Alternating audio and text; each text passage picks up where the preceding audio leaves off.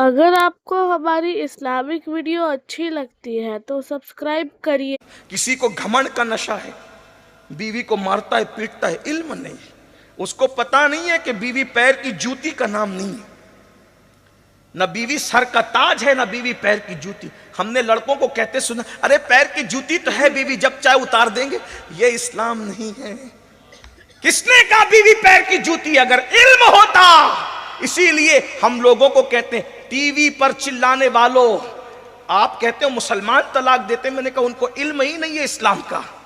आप चेक करके बताओ कितने उलमा ने जुल्म के तौर पे तलाक दिया है। नहीं बता सकते आप किसी सच्चे आलिम दीन का नाम, क्योंकि हमारे पास इल्म नहीं है। हदीस पाक है, बेनमाजी जब नशा करने वाला जब अपनी कब्र से उठेगा, या तो उसकी शक्ल सूअर की तरह होगी या तो बंदर की तरह होगी।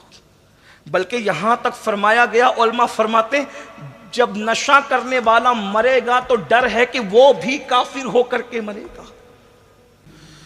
अस्सलामुअलैकुम फिरते हैं तेरे दिन ए बहार, फिरते हैं जो तेरे दर से यार, फिरते हैं दर बदर यूं ही ख्वार, फिरते हैं उस गली का गदा हूँ मैं जिसमें मांगते ताजदार, फिरते हैं फूल क्या देखो मेरी आंखों में दश्त तौबा के खार, फिरते हैं जान है जान क्या नजर आए क्यों अदू गिरदे गार, फिरते हैं रखिए जैसे हैं खानाजाद हैं हम मोल के ऐबदार, फिरते हैं लाखों कुदसी है कार खिदमत पर लाखों गिरदे मज़ार, फिरते हैं और उस गली का गदा हूँ मैं जिसमें उस गली का गदा हूँ मैं जिसमें मांगते ताजदार, फिरते हैं और कोई क्यों पूछे तेरी बात रजा तुझसे कितने हजार, फिरते हैं।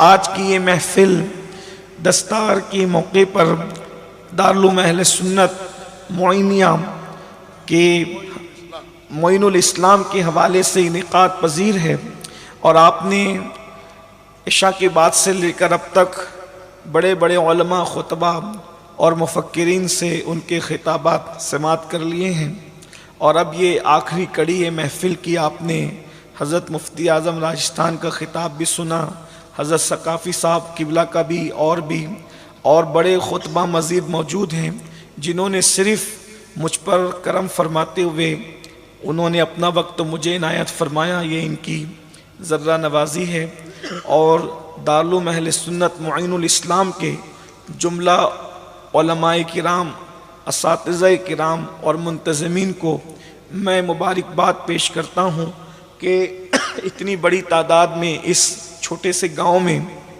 उन्होंने उलमा की टीम तैयार की।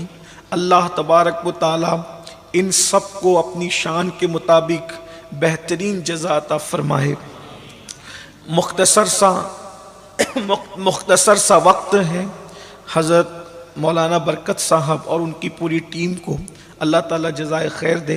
मुख्तसर सा वक्त है, रात ज़्यादा हुई और मौसम सर्द है, इसलिए बहुत कोई तवील गुफ्तगू करने की बजाय इख्तिसार से काम लेते हुए मैं कोशिश करूँगा जितना आपका ज़ौक़ सलामत है उतनी कुछ गुफ्तगू की जाए। अल्लाह पाक मुझे हक़ कहने, आप सबको हक़ सुनकर उस पर अमल करने और उसे आम करने की तौफ़ीक़ अता फ़रमाए। इस वक्त दुनिया का हर शरीफ इंसान बेचैन है, बेकरार है, उसकी रूह मुज़तरिब रहती है। उसकी वजह यह है कि मुस्लिम उम्मा बड़ी तेज़ी के साथ गुनाहों के दलदल में फंसती चली जा रही है। पहले हम कहते थे या हमारे मुफक्किरीन और उलमा कहते थे कि लोग गुनाहों के दलदल में डूब रहे हैं और अब हमें तो ये डर लग रहा है कि लोग गुनाहों से भी अब आगे कुफ्र की तरफ जा रहे हैं, शिर्क की तरफ जा रहे हैं, बिदआत की तरफ जा रहे हैं, खुराफात की तरफ जा रहे हैं। अल्लाह अकबर, ये सूरत हाल है। बल्कि माज़अल्लाह कुछ लोग तो ऐसे हैं कि जो खुदा के वजूद का इनकार कर रहे हैं, इस्लाम की हक़ानियत का इनकार कर रहे हैं। आप अंदाज़ा फरमाएं, ज़िना बढ़ रहा है, शराब नोशी बढ़ रही है, जुल्म बढ़ रहा है, जराइम बढ़ रहे हैं। वजह उसकी, सारे जराइम की वजह सिर्फ एक है, दिल में अल्लाह का खौफ न होना, दिल में खशियत रब्बानी ना होना। इसलिए कि जब दिल में अल्लाह का खौफ न हो, अल्लाह का खौफ दिल से निकल जाए, پھر انسان زنا کے اڈے پہ بھی جا سکتا ہے، انسان شراب کے اڈے پہ بھی جا سکتا ہے، انسان جوے کے اڈے پہ بھی جا سکتا ہے، انسان جرائم کے اڈے پہ بھی جا سکتا ہے۔ اور دیکھ لیجئے سب کو، جو بھی گناہ کرتے ہیں، جو بھی برائیاں کرتے ہیں، ان کے دل اللہ کی خشیت سے خالی ہے۔ جب دل میں اللہ کا خوف نہیں ہوگا تو انسان وہ سب کچھ کر لے گا جس کی اس سے توقع نہیں ہے، اور جب اس کے دل میں اللہ کا ڈر پیدا ہو جائے، اس کے دل میں اللہ کی خشیت پیدا ہو جائے، اس کے دل میں اللہ کا خوف پیدا ہو جائے، پھر وہ مسجدوں کو ویران نہیں کرے گا بلکہ وہ خدا خانے کو آباد کرے گا، وہ شراب کے اڈوں کو آباد نہیں کرے گا بلکہ وہ عبادت گاہوں کو آباد کرے گا۔ اس وقت ضرورت ہے دلوں میں اللہ کا ڈر پیدا کرنے کی، اللہ کی خشیت پیدا کرنے کی، اور اللہ کا ڈر بازاروں سے خریدا نہیں جا سکتا، اللہ کا ڈر، اللہ اکبر، یوں ہی کہیں سے حاصل نہیں کیا جا سکتا۔ اللہ کا خوف مشروط کر دیا گیا ہے علم کے ساتھ۔ اللہ رب العزت ارشاد فرماتا ہے انما یخشی اللہ من عبادہ العلماء، کہ بے شک اللہ کے بندوں میں اللہ سے ڈرنے والے وہ ہیں جو علم والے ہیں۔ پتہ چلا جب علم آتا ہے تو اللہ کا ڈر آتا ہے، علم آتا ہے اللہ کا خوف آتا ہے، علم آتا ہے اللہ کی خشیت آتی ہے۔ اللہ اکبر، خوف الہی اگر حاصل کرنا ہے تو پہلے علم حاصل کرو۔ اسی لیے آپ دیکھیں، پوری دنیا کا چکر لگا کر کے دیکھیے، آپ کسی ڈاکٹر کو شراب پیتے تو دیکھیں گے، آپ کسی انجینئر کو شراب پیتے تو دیکھیں گے، آپ کسی ٹیچر کو بھی دنیاوی شراب پیتے دیکھیں گے، مگر کسی عالم کو آپ کبھی شراب پیتے نہیں دیکھیں گے۔ اس کی وجہ یہ ہے کہ اللہ اکبر، اور جگہ پر خدا کا خوف نہیں ہے لیکن یہاں خوف خدا موجود ہے۔ اسی لیے آپ دیکھیں، آپ نے بم برساتے یا دہشت گردی کرتے ہوئے انجینئر اور سائنسدانوں کو دیکھا ہوگا، مگر کسی عالم کو آپ نے کبھی بم برساتے نہیں دیکھا ہوگا۔ اللہ اکبر، لوگ جان لینے والے ہیں اور یہ علماء ہیں جو مردوں کو ٹھوکر لگاتے ہیں تو لوگوں کے اندر جان آ جاتی ہے۔ ارے شیخ عبد القادر جیلانی کون ہے؟ وہ کسی خانقاہ کے شیخ بعد میں ہے، پہلے وہ جامعہ نظامیہ کے ایک طالب علم ہے، فارغ التحصیل ہے، اور خود ارشاد فرماتے ہیں درست العلم حتی صرت قطبہ، میں علم حاصل کرتا رہا یہاں تک کہ اللہ نے مجھے مقام قطبیت عطا فرما دی۔ ہم ڈاکٹری کا انکار نہیں کر رہے، ہم سائنس کی توہین نہیں کر رہے، لیکن اللہ کی خشیت اگر دل میں پیدا ہوتی ہے تو علم قرآن سے پیدا ہوتی ہے، علم حدیث سے پیدا ہوتی ہے۔ ہم اپنے بچوں کو ڈاکٹر بنائیں، انجینئر بنائیں، ٹیچر بنائیں، سائنسداں، سب کچھ بناؤ، پہلے مسلمان بناؤ۔ پہلے مسلمان، انبیاء کی فکر یہی ہے، انبیاء کی فکر۔ حضرت ابراہیم علیہ السلام دعا کرتے ربی جعلنی مقیم الصلاۃ ومن ذریتی ربنا وتقبل دعا، یہ دعائے خلیل ہے۔ آپ نے اپنی اولاد کے لیے یہ فکر نہیں کی وہ تاجر بنے، یہ فکر نہیں کی وہ کھائیں گے کیا، وہ کمائیں، یہ تو وعدہ ہے۔ جو قدرت کتوں کو کھلاتی ہے وہ انسان کو نہ کھلائے گی، جو چونٹیوں کو رزق دیتی ہے اشرف المخلوقات کو وہ خدا رزق نہ دے گا۔ اللہ نے کہاں رزق دیا ہمیں؟ جب ماں کے پیٹ میں ہم تھے، جہاں نہ ہوا جا سکتی تھی، نہ پانی جا سکتا تھا، نہ سوئی جا سکتی تھی، بڑھ کے کہوں کہ وہاں کسی کا گمان بھی نہیں جا سکتا تھا، وہاں تصور اور تخیل بھی نہیں جا سکتا تھا، میرے اللہ نے جو رزاق مطلق ہے ماں کے پیٹ میں ہمیں روزی پہنچائی۔ تو جو ماں کے پیٹ میں روزی دے سکتا ہے، اور ہمارا عقیدہ تو یہ ہے جو ماں کے پیٹ میں روزی دیتا ہے وہ قبر کے پیٹ میں بھی روزی دینے پر قدرت رکھتا ہے، وہ ایسا رزاق ہے۔ لیکن غور کیجئے، خلیل اللہ کو یہ فکر نہیں تھی کہ میرے بچے کھائیں گے کیا، میرے بچے کریں گے کیا، بلکہ فکر یہ تھی ربی جعلنی مقیم الصلاۃ ومن ذریتی ربنا وتقبل دعا، اللہ مجھے قائم صلات رکھنے والا بنا، اور میری ذریت کو، میری اولاد کو بھی نماز کا پابند بنا، اور میری دعا کو قبول فرما۔ آپ مجھے بتائیں، صحیح کہنا مسلمانوں، مسلمان ہو، اپنے بچوں کو اسکول جانے کے لیے ہم صبح 6 بجے جگاتے ہیں، کبھی ہم نے صبح 6 بجے فجر کی نماز کے لیے بھی اپنے بچوں کو جگایا؟ ہم نے ٹیوشن نہ جانے پر اپنے بچوں کو مارا تو ہے، کیا کبھی ہم نے نماز نہیں پڑھنے پر بھی اپنے بچوں کو مارا ہے؟ ایک بات یاد رکھنا، میں پھر کہہ رہا ہوں، دنیاوی ڈگریوں کے ہم مخالف نہیں ہیں، لیکن پہلے نمبر پر مسلمان، اول درجہ اسلام کا، دین کا درجہ پہلے۔ کچھ بھی بناؤ، پہلے مسلمان بناؤ، پہلے ان کو ایمان کی دولت عطا کرو، ان کے سینوں میں اللہ کی خشیت اور خوف پیدا کرو۔ وجہ، جو بچہ مسلمان بنے گا، اللہ نہ کرے اگر کوئی ڈگری حاصل نہ بھی کر سکا تو کامیاب رہے گا۔ پھر کہتا ہوں ڈگری کے ہم مخالف نہیں، لیکن پہلے نمبر پر دین ہے، دین۔ ایک بات آپ کو بتاؤں، اگر دین اپنے بچوں کو نہ پڑھایا، اگر دین نہیں پڑھایا اپنے بچوں کو، اور صرف دنیاوی تعلیم دے دی، اندازہ نتیجہ کیا نکلے گا پتہ ہے؟ ایک مفکر نے ایک آرٹیکل لکھا تھا، اس نے یہ لکھا کہ ڈاکٹر بن کر کے ایک بچہ پڑھ کر اپنے گھر آتا ہے، اور چند دوست اس سے ملاقات کے لیے آتے ہیں، تو وہ اپنی ماں کا تعارف اس طرح کراتا ہے کہ یہ بڑھیا جو ہے نا، یہ میرے گھر میں کام والی ہے۔ کیا کبھی آپ نے کسی عالم کو یہ کہتے دیکھا؟ کیا کبھی کسی عالم کو آپ نے یہ کہتے سنا؟ آج ہم اپنے بچوں کو سب دے رہے ہیں، اسلام نہیں دے پا رہے ہیں، اور جہاں اسلام نہیں ہوگا وہاں جرائم ہوں گے، جہاں اسلام نہیں ہوگا وہاں کرپشن ہوگا، جہاں دینی تعلیم نہیں ہو۔ آپ دیکھ لیجئے ہمارے معاشرے کے اندر دینی تعلیم کا فقدان ہے، ماں باپ کے حقوق کیوں ادا نہیں ہو رہے ہیں، حقوق والدین سے کیوں آنکھیں چرائی جا رہی ہے؟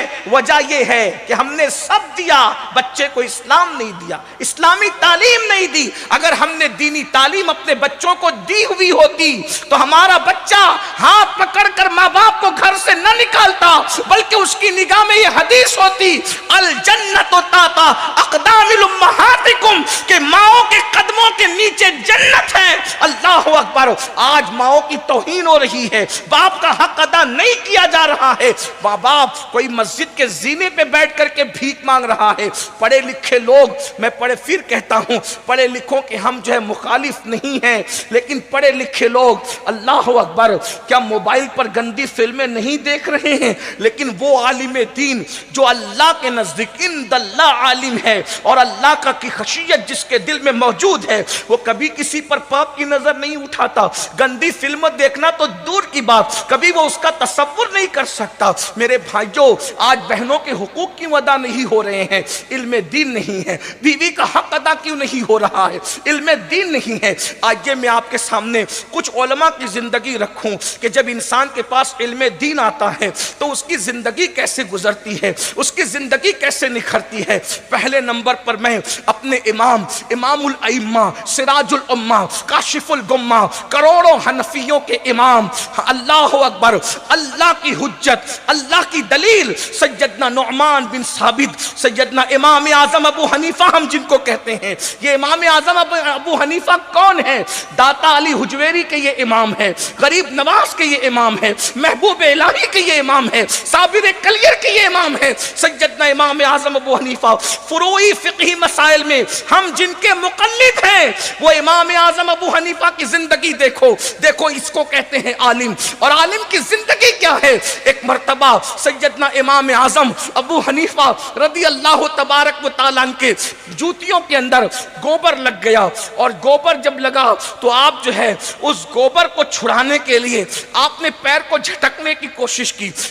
ذرا غور کرنا، جب اللہ کا خوف دل میں آتا ہے زندگی کتنی محتاط ہو جاتی ہے، زندگی میں کتنی احتیاط پیدا ہو جاتی ہے۔ اللہ اکبر! پیر کو جھٹکنے کی کوشش کی، اللہ اکبر، وہ پیر کی جوتی میں گوبر لگا ہوا تھا۔ تھا, پیر جھٹک کر کے چھڑانا چاہتے تھے گوبر کو, لیکن وہ گوبر اڑا اور اڑنے کے بعد دیوار پر جا کر کے لگ گیا. دیواریں اس دور میں مٹی کی ہوا کرتی تھی.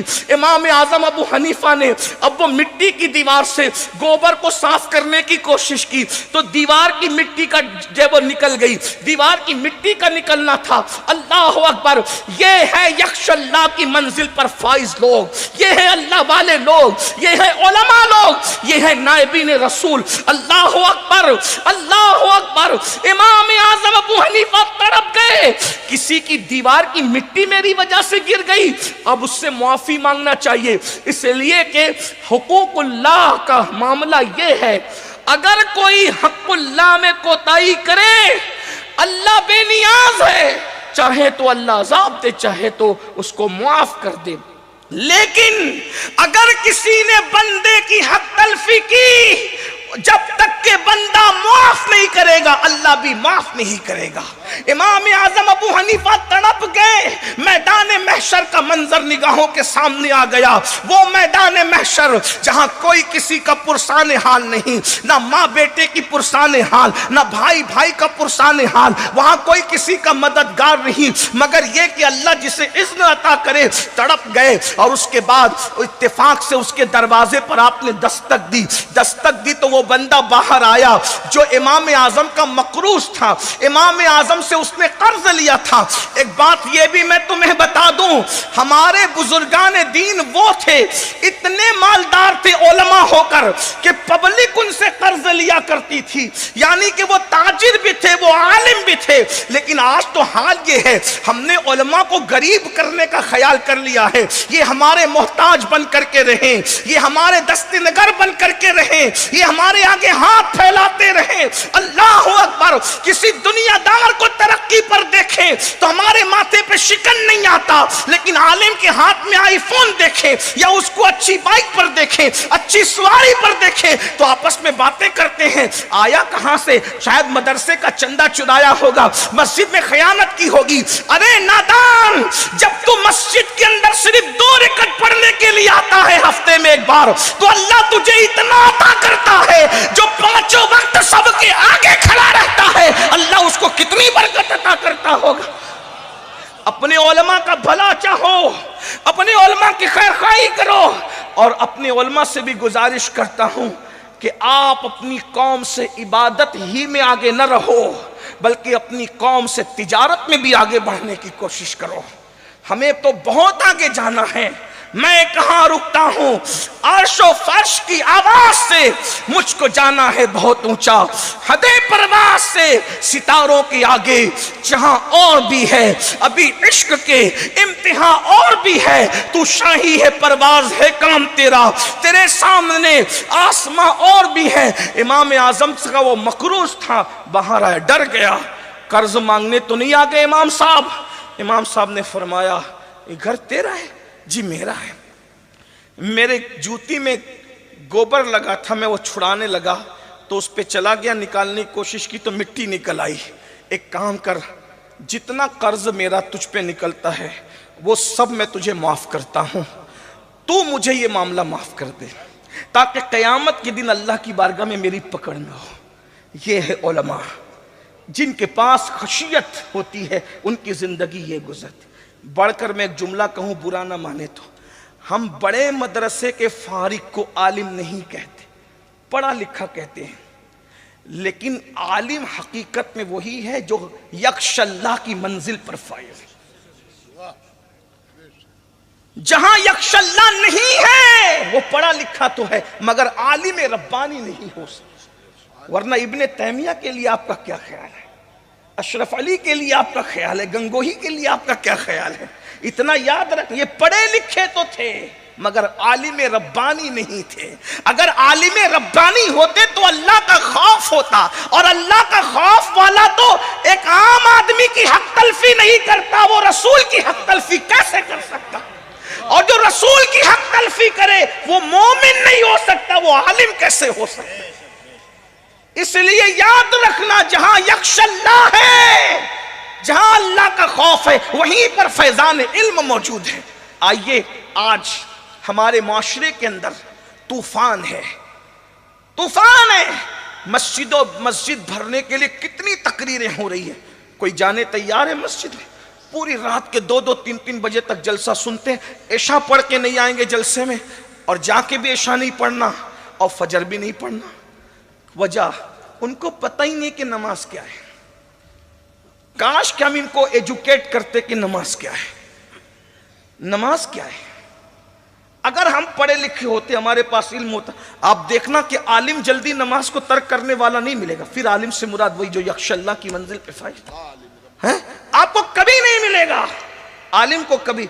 हम तो ऐसे आलिम को जानते हैं, मुझे याद आ रहा है अपने इमाम का सफर। हमारे इमाम सैयदी आला हज़रत इमाम अहले सुन्नत रदी अल्लाह तबारक व तआला एक सफर में जा रहे थे, सफर कर रहे थे। आपने ट्रेन की एक पूरी बोगी सिर्फ इसलिए बुक करवाई कि हम अपनी मर्जी से रुक सकें और जमात के साथ नमाज पढ़ सकें। और मुझे जहां तक याद आता है कि उस दौर में आपने 200 रुपये पूरी बोगी बुक करने पे खर्च की, और जब अपने भाई को या घर खत लिखा तो कहा अल्हम्दुलिल्लाह 200 रुपये वसूल हो गए कि हमने सारी नमाजें बाजमात इत्मीनान से अदा की, सफर में भी।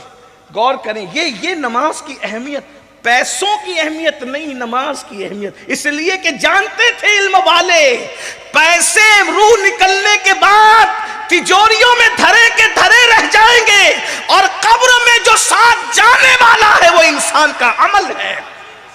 और नमाज तो वो अमल है, अल्लाह के रसूल अलैहिस्सलातु व तस्लीम फरमाते हैं, जब नमाजी को उसकी कब्र में रखा जाता है और जब सब छोड़ करके चले जाते हैं तो वो खूबसूरत दुल्हन को देखता है और वो हैरत से पूछता है, अरे तुम कौन हो? सब छोड़कर चले गए, तुम कौन हो? तो वो दुल्हन कहती है, मैं तेरी नमाज हूं। जब मेरा वक्त आता था तू सबको छोड़ देता था, आज तुझे सबने छोड़ दिया है। मैं दुल्हन की शक्ल में तेरा दिल बहलाने के लिए आई हूं और क़यामत तक तेरा दिल बहलाती रहूंगी, और जब तू पुल सिरात से गुजरेगा तो तेरे आगे नूर बन बन करके मैं चलूंगी। नमाज, आका अलैहिस्सलाम फरमाते हैं, मैं बेनमाजियों से बेजार हूं।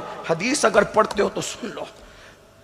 फरमाते हैं मैं मोहम्मद बेनमाजियों से बेजार हूं। आका फरमाते हैं बेनमाजियों को भीख भी मत दो, बेनमाजियों को ज़कात भी मत दो, बेनमाजियों की सोहबत में भी मत बैठो। इसलिए हज़रत अबू हुरैरा का, अबू हुरैरा बेनमाजी की सोहबत में मत बैठना, क्योंकि जहां बेनमाजी बैठता है अल्लाह उस पर आसमान से लानत नाजिल करता है। फरमाया बेनमाजी बदबख्त भी है, बेनमाजी महरूम भी।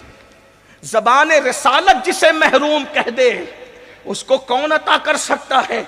आज कहते हो परेशान है, क्यों? महरूम हो गए। आज कहते हो सब कुछ है मगर सुकून नहीं है, महरूम हो गए। आज कहते हो बच्चियों को रिश्ते नहीं, महरूम हो गए। रोजी में बरकत नहीं, महरूम हो गए। बीमारियों ने घर देख लिया, महरूम हो गए। बेचैनी है, बेकरारी है, इस्तिराब है, तड़प है, महरूम हो गए। ये महरूमी क्यों है? आका फरमाते बेनमाजी बदबख्त भी है, बेनमाजी महरूम भी है। और अल्लामा अब्दुल रहमान सफूरी तो यहां तक फरमाते हैं कि साबिका आसमानी कुतुब में यहां तक आया कि बेनमाजी पर भी लानत है और उसके पड़ोसियों पे भी लानत है, अगर उसके बेनमाजीपन से वो राजी रहे तो। और अल्लाह फरमाता है, अगर मैं अपनी रहमत पर नजर न करता तो मैं बेनमाजी की 7 पुश्तों तक लानत करता। गौर फरमाए। और आज हमें नमाज, हम तो सोचते हैं अरे नमाज नहीं पढ़ेंगे तो क्या मुसलमान नहीं रहेंगे।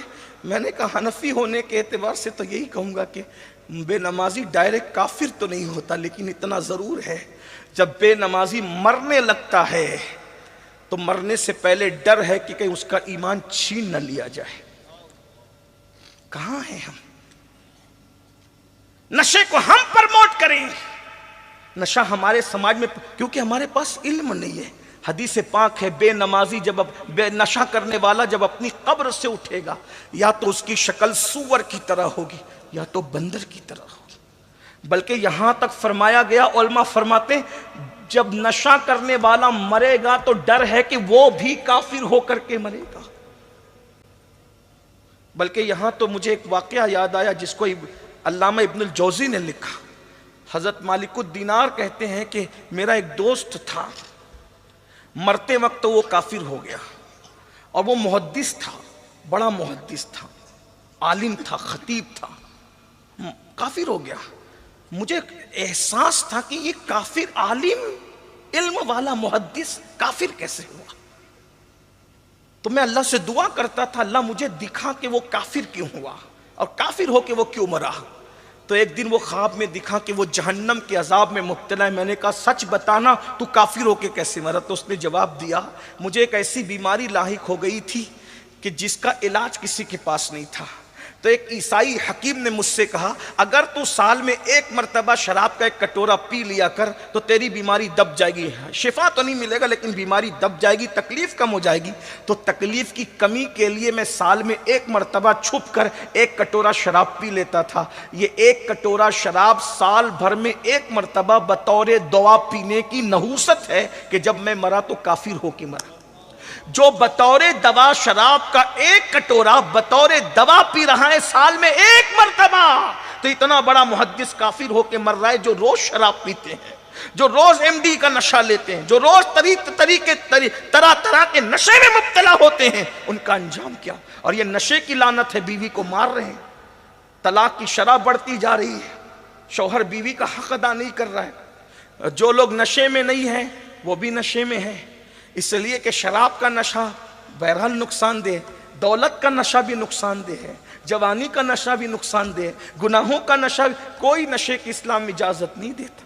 کسی کو گھمنڈ کا نشہ ہے، بیوی کو مارتا ہے پیٹتا ہے، علم نہیں، اس کو پتا نہیں ہے کہ بیوی پیر کی جوتی کا نام نہیں ہے، نہ بیوی سر کا تاج ہے، نہ بیوی پیر کی جوتی۔ ہم نے لڑکوں کو کہتے سنا ارے پیر کی جوتی تو ہے بیوی، جب چاہے اتار دیں گے، یہ اسلام نہیں ہے۔ کس نے کہا بیوی پیر کی جوتی؟ اگر علم ہوتا، اسی لیے ہم لوگوں کو کہتے ہیں ٹی وی پر چلانے والوں، آپ کہتے ہو مسلمان طلاق دیتے، میں نے کہا ان کو علم ہی نہیں ہے اسلام کا۔ آپ چیک کر کے بتاؤ کتنے علماء نے ظلم کے طور پہ طلاق دیا ہے؟ نہیں بتا سکتے آپ کسی سچے عالم دین کا نام کہ اس نے طلاق دی ہو۔ بلکہ ابھی میں آپ کے سامنے آپ سنیں گے تو کچھ اوراق پلٹوں گا کہ علماء نے کس طرح زندگی گزاری بیویوں کے ساتھ، ان کا انداز کیا تھا زندگی گزارنے کا۔ بیوی کو مارا جا رہا ہے، سن لے بیوی پیر کی جوتی نہیں، نہ وہ سر کا تاج ہے۔ ہمارے مذہب میں یہ ہے اللہ نے بیوی کو انسان کی بائیں پسلی سے پیدا کی، ہر چیز کے لیے دائیں کو پسند کیا اور بیوی کی پیدائش کے لیے بائیں کو پسند کیا۔ حکمت یہ ہے کہ بائیں طرف دل ہوتا ہے، دل، اور پھر اللہ نے سر کی ہڈی سے نہیں، پیر کی ہڈی سے نہیں، مضبوط ہڈیوں سے نہیں، انسان کی ہڈیوں میں سب سے کمزور ہڈی کوئی ہے تو وہ پسلی کی ہڈی ہے۔ اللہ نے عورت کو سب سے کمزور ہڈی سے پیدا کیا۔ یہ پسلیاں بہت کمزور ہے، اگر ٹوٹ جائے تو جلدی جڑ بھی نہیں سکتی، اتنی کمزور ہے، مگر اتنی کمزور ہونے کے بعد بھی اللہ اکبر، جو پورے دل پورے جسم کا بادشاہ جسے دل کہتے ہیں، دل کی حفاظت اگر کوئی کرتا ہے تو نہ ہاتھ کی ہڈیاں کرتی ہے نہ پیر کی ہڈیاں کرتی ہے، دل کی حفاظت اگر کوئی کرتا ہے تو یہی کمزور پسلیوں کی ہڈیاں کرتی ہے۔ خود تو ٹوٹ جاتی ہے مگر دل کو توڑنے نہیں۔ اسی طرح بیوی ہے، بیوی سارے دکھ جھیلتی ہے مگر شوہر پر آنچ نہیں آنے دیتی۔ قرآن نے کتنے خوبصورت لب و لہجے میں بیوی اور شوہر کا رشتہ بیان کیا۔ ہننا لباس لکم وانتم لباس لہن، شوہر بیوی کا لباس ہے اور بیوی شوہر کا لباس۔ لباس کسے کہتے ہیں؟ موسم کے ظلم سے اگر کوئی بچا رہا ہے تو لباس ہے، موسم کی تمازت سے کوئی بچا رہا ہے تو لباس ہے، کانٹوں سے اللہ اکبر اگر کوئی بچا رہا ہے تو لباس ہے، عیبوں کو کوئی چھپا رہا ہے تو لباس ہے، محفلوں میں مزین کر کے جو بتا رہا ہے لباس ہے، عزت کی منزل کو جو پہنچا رہا ہے لباس ہے۔ ارے لباس ہی تو ہے، اگر پھٹا پرانا پہن کے جاؤ تو بڑی شادیوں سے بھگا دیے جاؤ، اور اگر قیمتی پہن کے جاؤ تو عزت کے ساتھ بٹھائے جاؤ۔ لباس جتنا اچھا ہوگا عزت اتنی بڑھے گی، اور آج کے ظاہری دور میں تو اور زیادہ ہے۔ لوگ پھٹیچر ہوتے ہیں لیکن اچھا لباس پہن کے آتے ہیں تو ان کو ڈانٹنے بھی ڈر لگتا ہے کہ پتہ نہیں کون ہو۔ اسی لیے چور لوگ بھی اکثر قیمتی لباس میں آج پاکٹ مارنے کے لیے گھومتے تاکہ شک نہ ہو. تو لباس اچھا تلاش کرو، کیونکہ بیوی لباس ہے شوہر کے لیے، اور شوہر لباس ہے بیوی کے لیے. لباس کا ایک بڑا کام ہوتا ہے چھپا لینا.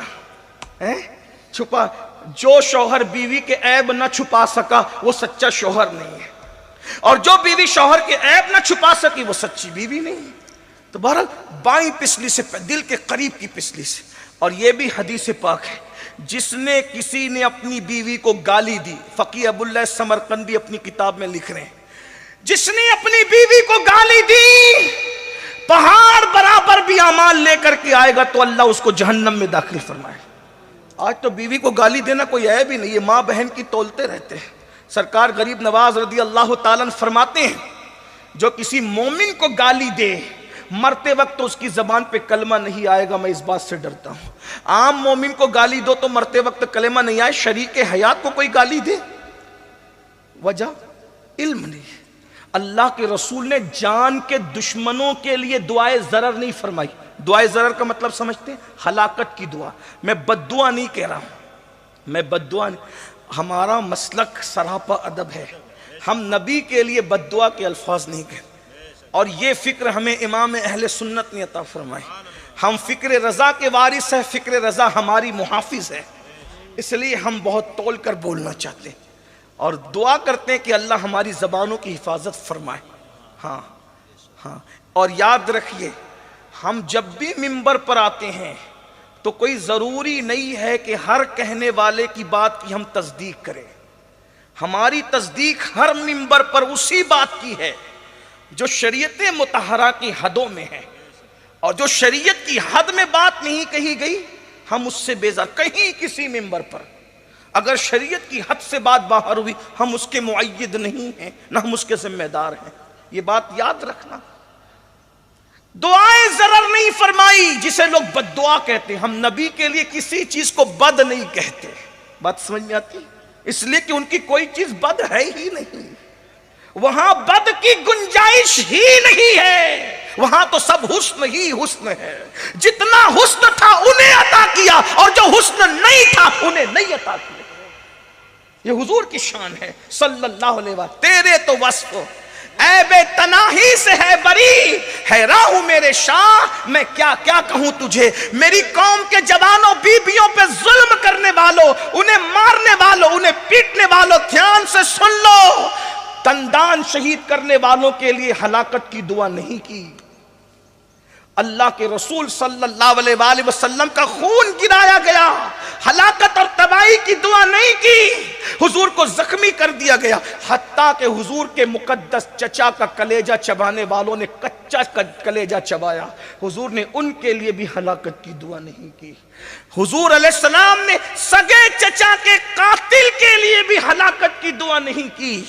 لیکن ایک خاتون آ کر کے عرض کرتی، آقا میرا شوہر مجھے مارتا ہے، تو میں اس سے میرا نام لے کے کہنا کہ اب وہ نہ مارا کرے. شوہر سے کہا، حضور نے کہا نہیں مارنا، پھر مارا. پھر آگے کہتے حضور اس نے پھر مارا. اپنی چادر دی، یہ میری چادر ثبوت کے طور پہ لے جا کہنا. حضور نے منع کیا مت مارنا، تو اس نے چادر دیکھ کے بھی پھر مارا. اس کا نام حارث تھا. ہاتھ اٹھایا اور دعا کی، اللہ حارث کو ہلاک کر دے، حارث کو برباد کر دے، حارث کو تباہ کر دے. محدثین کہتے ہیں یہ صرف حارث کے لیے ہلاکت کی دعا نہیں ہو رہی ہے، ہر اس کمبخت کے لیے ہلاکت کی دعا ہو رہی ہے جو اپنی بیوی پہ ظلم کرتا ہے. اگر آج ہمارے گھر میں برکت نہیں ہے تو اس کی ایک وجہ بیوی پہ ظلم بھی ہے. کچھ عورتیں بھی شوہر پہ ظلم کر رہی ہیں، لیکن شوہر آج کل زیادہ ظلم کر. ظلم کی مختلف شکلیں. نمبر ایک، ہمارے لیے بیوی کے حق میں یہ بات کہی گئی تھی جو تم کھاؤ وہ ان کو کھلاؤ. آپ تو روز ہوٹل میں کھا رہے اور بیوی کے لیے کیا ہے؟ آپ تو 5-5 ہزار کی جنس خرید رہے اور بیوی کے لیے کون سی قیمت کا کپڑا ہے؟ ظلم ہے. پھر رات کے 3-3 4-4 بجے تک دوستوں کے ساتھ گھوم رہے ہیں، گپ شپ کر رہے ہیں. ہنسنے کی بات نہیں ہے، احساس کرو. یہاں تک فرمایا گیا اگر بیوی کی حق تلفی رات بھر نفل پڑھنے کی وجہ سے ہوتی ہے. حضور نے فرمایا نفل مت پڑھو, بیوی کا حق ادا کرو. بلکہ ایک مقام پر فرمایا جو اپنی بیوی کے ساتھ رات گزارتا ہے اللہ اسے شب قدر کا ثواب عطا کرتا ہے. عبادت گاروں کی, عبادت کرنے والوں کی شب قدر تو سال میں ایک مرتبہ آتی ہے, لیکن مصطفیٰ جان رحمت کیسے کریم ہے جو بیوی کو محبت دینے کے لیے رات اس کے ساتھ گزارے, اس کی ہر رات کو شب قدر کی ثواب کا درجہ عطا کر دیا. وہ تو نہایت سستا سودا بیچ رہے ہیں جنت کا, ہم مفلس کیا مول چکائیں اپنا ہاتھ ہی کا. یہ بات کس نے کہی؟ حضور نے. آج سے پہلے معلوم تھی؟ علم نہیں ہے. اسی لیے اگر کسی شوہر کو پتہ چل جائے کہ بیوی کے ساتھ رات گزارنا شب قدر کا ثواب ملتا ہے, کوئی بیوقوف ہے جو دوستوں کے ساتھ 3 بجے تک بیٹھے گا؟ کوئی بیوقوف ہے جو انٹرنیٹ چلائے گا؟ یہاں مسکرانے والوں کی مسکراہٹوں کو سلام ہے. یہ بات میں اپنی طرف سے نہیں کہہ رہا ہوں, یہ بات میں اپنی طرف سے نہیں کہہ رہا ہوں. یہ بات ہمارے بزرگوں میں حضرت علامہ عثمان ابن حسن نے لکھی ہے. کیا بات ہے حضور کی, کیا بات ہے. فرمایا جو شب قدر کا ثواب پانا چاہے وہ رات اپنی بیوی, ایک خاتون تھی, ایک صحابیہ, وہ بیاہ دی. گھر نہ بگاڑو, بچیوں کو شے مت دینا. گھر نہ بگاڑو, بچیوں کو شے مت دینا. اور عورتوں کو چاہیے کہ وہ سسرال سے کے صبر کا ثواب عطا کیا جاتا ہے. کہاں آسیہ ہے, کہاں مریم ہے, اور کہاں تم جسے 5 کلمے بھی یاد نہیں, لیکن یہ ثواب کیوں مل رہا ہے؟ صرف شوہر کی اذیت پر, شوہر کے ساتھ حسن سلوک پر, شوہر کی باتوں پہ صبر کرنے کی وجہ سے. اس لیے بہنوں صبر کرنا سیکھو. ہمارا مذہب صبر کا مذہب ہے, بلکہ صبر سے وہ مقام ملتا ہے جو بہت ساری عبادتوں سے نہیں ملتا. اللہ وہ صبر سے مقام عطا کرتا ہے. تو بہرحال انہوں نے کیا دیکھیے, شکایت بھی شکر کے لہجے میں کرنے کا انداز سیکھے. عرض کی یا رسول اللہ میرے ماں باپ آپ پہ قربان, میرا شوہر بہت نیک ہے, پوری رات مصلے پہ گزار دیتا ہے. ہمارے آپ جیسا کوئی زائر بین ہوتا تو کہتا واہ کیا بات ہے, لیکن حضور نے ناراض ہو کے فرمایا بلا اس کو. جب وہ شخص آئے تو کہا کیا تم مجھ سے زیادہ اللہ سے ڈرتے ہو؟ آقا فرمائے کیا تم مجھ سے زیادہ اللہ سے ڈرتے ہو؟ میں روزہ بھی رکھتا ہوں, افطار بھی کرتا ہوں, میں سوتا بھی ہوں اور میں عبادت بھی کرتا ہوں, یہ میری سنت ہے. فرمایا اپنی بیوی کے ساتھ رات گزارو, پوری رات مصلے پہ نہ گزارو. یہ حضور علیہ السلام نے. ایک بات میں عرض کروں بہت معذرت کے ساتھ, یہاں ایسا نہیں ہوگا راجستھان میں, لیکن چونکہ ہم آپ کی دعاؤں سے پورے ہندوستان جاتے ہیں, آج شادی شدہ عورتیں ناجائز تعلقات کرتی ہوئی دیکھی جا رہی ہے. اس کی سب سے بڑی وجہ یہ ہے کہ شوہر بیوی کو نہ ٹائم دے پا رہا ہے نہ پیار دے پا رہا ہے. یہ بڑی وجہ ہے. پہلے لوگ غربت کی وجہ سے ایسا کرتے تھے اور اب لوگ خواہشات کی وجہ سے ایسا کرتے ہیں. سیریلوں کا دور ہے, فلموں کا دور ہے. اب حضور علیہ السلام کے بارے میں ہم نے جب سیرت پڑھی, بہت پڑھا لکھا تو نہیں ہوں لیکن جتنا سیرت پڑھی میں نے دیکھا, حضور علیہ السلام نے زندگی کا کوئی سفر بیویوں کے بغیر نہیں کیا. حتیٰ کہ جنگ کا سفر بھی کیا تو اپنی بیویوں کو ساتھ میں لے کے گیا. حضور کا کوئی سفر بیویوں کے بغیر نہیں ہے. امام احمد ابن حنبل رضی اللہ تعالیٰ کی بیوی رات میں انتقال کرتی ہے, دوسری رات آنے سے پہلے آپ دوسری بیوی سے نکاح کرتے اور فرماتے ہیں ایک رات بھی میں بیوی کے بغیر اس لیے نہیں رہ سکتا کہ کہیں شیطان اپنا کام نہ کر جائے. اور یہاں تو بیویوں کے بغیر پوری رات گزار رہے ہیں, بلکہ کہیں اور بھی گزار رہے ہیں. تو بات سمیٹتے ہوئے, میں نے پہلے ہی کہا تھا سردی کا موسم میں خیال کروں گا, میں سمیٹ رہا ہوں بات کو. اگر بیوی ستائے, منہ چلائے, پہلی بات تو یاد رکھنا مجھے کسی کی بیوی ایسی نظر نہیں آتی جو منہ نہ چلائے. اگر کوئی کہے کہ میری بیوی نہیں چلاتی تو میں اس کی بات پہ یقین نہیں کر سکتا. اس کی وجہ بتاؤں, جناب خلیل اللہ کی بیوی بھی ان کے ساتھ منہ چلا رہی ہے. حدیث ہے, مصنف ابن عبدالرزاق میں حدیث موجود ہے کہ حضرت سارہ نے جب حضرت ابراہیم خلیل اللہ کے ساتھ بحث کی اور ان کے ساتھ کچھ باتیں کی تو حضرت خلیل اللہ نے عرض کی مولا میرے اللہ, یہ سارہ میرے ساتھ اس طرح زبان چلا رہی ہے مولا. تو اللہ نے فرمایا ابراہیم تمہیں نہیں پتا کہ ہم نے عورت کو ٹیڑھی پسلی سے پیدا کیا ہے, جب تک اس کے دین میں خرابی نہ آئے اس سے چشم پوشی کرتے رہو اور اس کو نظر انداز کرتے رہو۔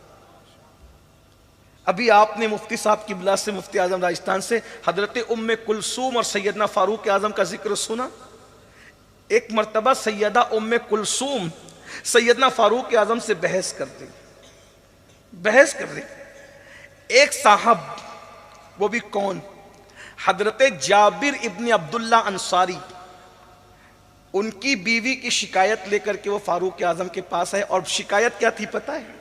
اگر حدیث میں یہ الفاظ نہ آتے تو شاید میں بیان نہ کر۔ مصنف کی طرف آپ دیکھیں، اب حضرت علامہ عبدالرزاق نے اپنی مصنف میں لکھا، جابر یہ شکایت لے کر آئے، امیر المومنین میری بیوی مجھ پہ شک کرتی۔ اندازہ کریں آپ، کون لوگ؟ جن کے تقدس پر فرشتے بھی حیرت زدہ، جن کا تزکیہ مصطفیٰ جان رحمت نے نگاہوں سے فرمایا۔ حضرت بھائی شک کرنے والے کو کا علاج کیا ہے؟ لوگ کہا کرتے ہیں ایسا کہ شک کا علاج تو کسی کے پاس نہیں، اور شک کی بات آپ سمجھ گئے نا کہ میں کیا کہنا چاہتا ہوں۔ راجستھان والے بھی شک کا مطلب سمجھتے ہیں نا۔ شک کرتی ہے بیوی، بہتوں پر ہوتا ہے شک، اور خوبصورت لوگوں پر تو زیادہ ہوتا ہے۔ بیویاں شک کرتی ہیں۔ اللہ اکبر! شکایت لے کر کے آئے ہیں جابر ابن عبداللہ انصاری، کہتے ہیں کہ امیر المومنین میری بیوی مجھ پہ شک کرتی ہے۔ آپ نے فرمایا او تجھ پہ شک کرتی ہے تیری بیوی؟ یہاں ہمارے گھر کا حال یہ ہے کہ ہماری بیوی بھی کم و بیش کچھ ایسی ہی ہے۔ چونکہ فاروق اعظم کی بات ہے تو میں حدیث کا من و ان جملہ بیان نہیں کر رہا ہوں، لیکن اس کو بہت ادب کے پردے میں آپ کے سامنے کہ ہمارا بھی معاملہ کم و بیش کچھ ایسا ہی ہے۔ تو وہاں حضرت عبداللہ ابن مسعود موجود تھے، انہوں نے کہا امیر المومنین وہ ایسا کہہ رہے ہیں، آپ ایسا کہہ رہے ہیں، تو آپ نے نہیں سنا کہ حضرت ابراہیم خلیل اللہ نے اللہ سے عرض کیا کہ اللہ سارا ایسا کرتی ہے؟ تو اللہ تبارک و تعالیٰ نے فرمایا کہ ہم نے اس کو ٹیڑھی عورت کو ٹیڑھی پسلی سے بنایا، سیدھا نہیں کرنا اس کو، ہم نے ٹیڑھی پسلی سے بنایا، عورت کو سیدھا کرنے کی کوشش مت کرنا۔ اور سیدھا کرنا کیا ہے؟ طلاق ہے۔ توڑ دو گے یعنی سیدھا کرنے کی کوشش، توڑ دو، توڑنا کیا ہے؟ طلاق ہے۔ سیدھا کرنے کی کوشش مت کرنا ورنہ توڑ دو گے، یہ توڑنا طلاق ہے۔ اللہ نے ان کو ٹیڑھی پسلی سے بنایا ہے، ان کو ویسے ہی رہنے دو، چشم پوشی کرتے رہو، گزارا کرتے رہو، نباہ کرتے رہو۔ فاروق اعظم کہتے ہیں ابن مسعود اللہ نے تجھے عقل کامل عطا فرمائی ہے۔ اور جو عورت کی یا بیوی کی گستاخی پر، بے ادبی پہ صبر کرے، دو باتیں پیش کر کے بات پوری کر رہا ہوں۔ بہت بڑا نام ہے ولایت کی دنیا میں، آج کل طلاق بہت ہو رہی، سالن میں نمک زیادہ ہوا تو طلاق، بیوی نے بات نہیں مانی، طلاق بھول جاؤ۔ نوجوانوں طلاق، اور کیا سوچتے ہو؟ ارے اتار کے پھینکو اس کو، اس سے اچھی ملے گی۔ یاد رکھنا اللہ کے رسول فرماتے ہیں کما تدین و تدان، جیسا کرو گے ویسا بھرو گے۔ اگر کسی پہ ظلم کر کے طلاق دی تو جو دوسری آئے گی پورا پورا بدلہ لے گی، اس کو کیا کرو گے؟ یاد رکھنا۔ اور جس کی زندگی سے کھیل رہے ہو نا طلاق دے کر، آقا نے تو یہاں تک فرمایا جس نے چڑیا کی زندگی سے کھیلا ہوگا پہاڑوں جیسی نیکیاں لائے گا پھر بھی جہنم میں جائے گا۔ جو عورتوں کی زندگی سے کھیلے، سوچو تو صحیح۔ طلاق دے رہے ہو، کیا دو گے؟ جہیز واپس کرو گے، مہر واپس کرو گے، عدت کی رقم واپس کرو گے، اور دولت کے نشے میں ہوگے تو چند لاکھ روپے بھی واپس کر دو گے، دے دو گے۔ رقم پر لوگوں کی آبرو کو تولنے والوں یاد رکھنا، سب کچھ لوٹاؤ گے، کیا اس کا شباب جو تم نے چوسا ہے کیا وہ شباب بھی لوٹا سکو گے؟ اور یاد رکھنا کسی کی بیٹی کو طلاق دے کر اس کو بستر پہ تڑپانے والوں، ہمارے تمہارے نبی نے فرمایا البر لا یبلا والذنب لا ینسى والدیان لا یموت اعمل ما شئت کما تدین تدان۔ نیکی کبھی پرانی نہیں ہو سکتی، گناہ کبھی بھلایا نہیں جا سکتا، خدا کو کبھی موت نہیں آ سکتی۔ تم جو چاہو کرو، جیسا کرو گے ویسا بھرو گے۔ اگر تم نے کسی کی بیٹی کو طلاق دے کر اس کے پورے خاندان کو غمگین کیا اور تڑپایا ہے تو تم بھی اس منزل سے گزرنے کے لیے تیار رہو۔ کسی کا داماد بنتے وقت یہ سوچ لینا کہ میرا بھی کوئی داماد بنے گا. داماد بن کر کے بہت موچوں پہ تاؤ دیتے ہو. کسی کا شوہر بننے سے پہلے یہ بھی سوچنا کہ میں بھی بیٹی کا باپ بنوں گا اور میرا بھی کوئی داماد ہوگا. کھیل بنا رکھا ہے، سب تماشا بنا رکھا ہے. اللہ کے رسول علیہ الصلوۃ والتسلیم نے تسبیح اور مصلی کی بنیاد پر، داڑھی اور ٹوپی کی بنیاد پر کسی کو اہم نہیں قرار دیا. داڑھی، ٹوپی، تسبیح، مصلی کی اہمیت اپنی جگہ ہے، لیکن آقا فرماتے ہیں تم میں سب سے بہتر وہ ہے جو اپنی بیوی کے ساتھ اچھا سلوک کرتا ہے، اور میں تم سب میں بہتر ہوں کہ میں اپنی بیویوں کے ساتھ تم سب سے زیادہ اچھا سلوک کرتا ہوں. غور کیجئے، ایک ہستی ہے ولایت کی دنیا میں بہت بڑا نام ہے، سیدی احمد کبیر رفائی. سرکار غوث پاک نے فرمایا احمد کبیر معرفت کا سمندر ہے. سمندر، غوث پاک جس کو معرفت کا سمندر کہہ دے وہ کیا ہستی ہوگی. اور پھر ہمارے مسلک میں تو یہ بات بالکل مشہور ہے، بار بار آپ نے سنا ہوگا علماء سے کہ جب مدینہ منورہ جا کر کے آقا کے مواجہ میں پہنچ کر کہا السلام علیکہ یا جدی، تو قبر انور سے جواب آیا وعلیکہ السلام یا ولدی، اے میرے بیٹے تجھ پہ بھی. تو کہا حضور مصافحہ کرنا چاہتا ہوں. تو ہمارے بزرگوں نے فرمایا احمد کبیر رفائی کے لیے حضور نے اپنے ہاتھ قبر انور سے باہر نکال دی. یہ ہے سیدی احمد کبیر رفائی، سلسلہ رفائیہ کے بانی ہے، مقام غوثیت پر فائز ہے. اتنے بڑے بزرگ ہیں، مگر اب سنو، ان کا ایک مرید تھا. اس مرید نے خواب دیکھا کہ مرشد سیدی احمد کبیر رفائی مقام صدیقیت پر فائز ہو گئے. مقام صدیقیت، اور صدیقیت کا مقام نبوت کے مقام کے بعد ہے. صدیقیت کے اوپر نبوت ہے اور نبوت کے بعد صدیقیت ہے. دونوں کے بیچ میں کوئی اور مقام نہیں ہے. شہادت اس کے بعد ہے، ولایت اس کے بعد ہے، نبوت کے بعد صدیقیت ہے. اسی لیے ہم کہتے ہیں جب نبوت کے بعد قرآن نے بھی صدیقیت کو رکھا ہے تو پھر صدیق اکبر کی افضلیت سے انکار کا کیا معنی ہے. قرآن بھی کہتے ہیں انعم اللہ علیہم من النبیین والصدیقین. نبوت کی بات، اسی لیے ہمارے دادا مرشد حضور محدث اعظم کے چوچوی رحمت اللہ علیہ یوں کہتے ہیں مرتبہ حضرت صدیق کا یہ ہے سید، ہر فضیلت کے وہ جامع ہیں نبوت کے سوا. اگر لوگ الگ الگ بولی بولنے پر آ جائیں تو کسی کی نہ ماننا، اپنے اسلاف کے نقش قدم پر رہنا. یہ میرا عنوان نہیں ہے لیکن بات میں نے اشارے میں عرض کر دی. کوئی بھی بولنے کے لیے آئے تو اس کو تولو اسلاف کی بولی پر. جس کی بولی اسلاف کی بولی سے ملتی ہے اسی کو قبول کرو، اور جس کی بولی اسلاف کی بولی سے نہیں ملتی اس کی گفتگو کو دیوار پہ مار دو. کیونکہ ہمارا مسلک ہے تیرے غلاموں کا نقش قدم ہے رائے خدا، وہ کیا بہک سکے جو یہ سراغ لے کے چلے. نئی نئی بات لانے والوں کو ہم کیا قبول کریں. اسلاف تو کہہ چکے، جو کہنا تھا کہہ چکے اسلاف. بہرحال تو مرید نے دیکھا کہ پیر صاحب مقام صدیقیت پر فائز ہے، صدیقیت کا مقام. لیکن مرید کی ہمت نہیں ہوئی کہ پیر کو اپنا خواب بیان کر سکے. پہلے کے مرید لوگ کیا ادب کرتے تھے. پیر کی شان میں خواب دیکھا ہے لیکن حوصلہ نہیں ہے کہ پیر کو اپنا خواب بیان کر سکے. آج تو ہم مریدوں کو پیر صاحب سے مذاق کرتے دیکھ رہے. اندازہ فرمائیں کیا دین آ گئے. اماموں سے مذاق، علماء سے مذاق، مشائخ سے مذاق. کیا حوصلہ ہے قوم کا آج. بہرحال لیکن وہ پیر بھی کون تھا. ہائے ہائے ہائے، جسے دنیا احمد کبیر رفائی کہتی ہے. کیا تربیت تھی ان لوگوں کی جو پیروں کا اتنا ادب کرتے ہو اور رسول اللہ کا کتنا ادب کرتے ہوں. ہمت نہیں ہوئی کہ پیر کو بیان کر سکے کہ میں نے خواب دیکھا. نہیں بیان کر سکا. ایک دن وہ خانقاہ میں آیا تو دور سے ایک منظر دیکھا اس نے. خانقاہ میں یہ منظر کیا کہ کوئی نہیں ہے خانقاہ میں. حالانکہ حضرت کی خانقاہ میں ہزاروں لوگ آتے تھے واعظ سننے کے لیے، ہزاروں کی تعداد میں. حضرت کا بہت بڑے واعظ تھے آپ اپنے زمانے کے. ہزاروں لوگ واعظ سنتے تھے. آج انٹرنیٹ پر چند ہزار لوگ کسی کو دیکھ لیتے تو زمین پہ قدم نہیں رکتے ہمارے. لیکن ہمارے بزرگوں کو بغیر انٹرنیٹ کے اس زمانے میں ہزاروں لوگ سنا کرتے تھے. یہ ہمارے بزرگ لوگ تھے. ہم ان کے پیچھے ہر اعتبار سے پیچھے، اللہ کرے ہمیں ان کے خیرات مل جائے، ان کا صدقہ مل جائے۔ تو سیدی احمد کبیر رفاعی رضی اللہ تعالیٰ عنہ کی خانقاہ اتفاق ہے کوئی نہیں ہے، ایک خاتون ہے جو سیدی احمد کبیر رفاعی کو مار رہی ہے اور آپ نے اپنی گردن جھکا لی ہے۔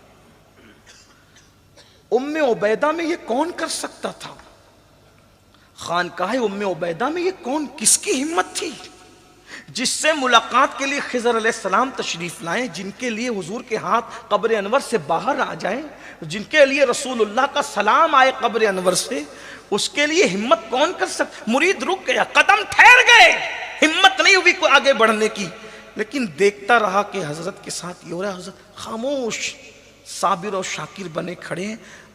مارنے والی مار کر چلی گئی، اور جب خون وغیرہ گردن سے نکلنے لگا، جسم زخمی ہو گیا، جب وہ چلی گئی تو مرید آیا اور آنے کے بعد عرض کیا، حضور اگر میں صحیح پہچان سکا ہوں تو جو آپ کی شان میں بے ادبی کر رہی تھی، کیا وہ میری پیرانی امی نہ تھی؟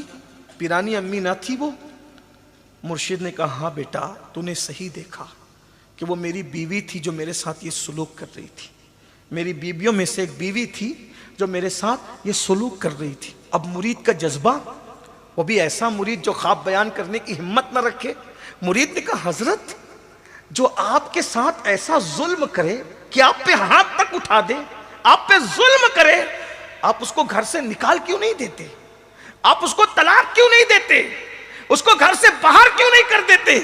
مسکرا کے کہتے بیٹا محسنوں کو گھر سے باہر نہیں نکالا جاتا، احسان کرنے والوں کو گھر سے باہر نہیں نکالا جاتا، طلاق نہیں دیا جاتا۔ کہا حضور یہ بھی کوئی محسن ہے، یہ بھی کوئی احسان کرنے والی ہے، یہ تو آپ کے ساتھ بدتمیزی اور بے ادبی کر رہی ہے۔ فرمایا بیٹے چند دن پہلے تو نے جو خواب دیکھا نا کہ تیرا پیر مقام صدیقیت میں فائز ہو گیا، وہ نفلی روزے اور نفلی نمازوں کی وجہ سے نہیں، یہ اس طریقے کی بدتمیزی کرتی ہے اور میں صبر کرتا ہوں، اسی کی برکت سے اللہ نے مجھے مقام صدیقیت عطا فرما دیا۔ یہ ہے اللہ، یہ وہ علم والے لوگ تھے۔